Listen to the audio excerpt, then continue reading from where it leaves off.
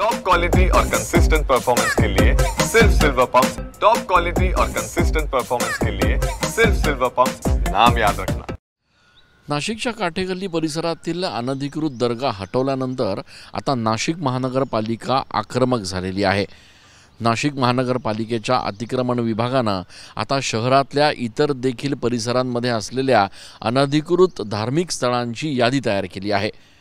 या अनधिकृत धार्मिक स्थळांवर आता महापालिका बुलडोजर फिरवण्याच्या तयारीत आहे। खरं तर यापूर्वी देखील 2019 साली महापालिकेच्या वतीनं शहरातील अनधिकृत धार्मिक स्थळांवर बुलडोजर चालवला होता आणि यावेळेला जवळपास 105 अनधिकृत धार्मिक स्थळं जमीनदोस्त करण्यात आले होते।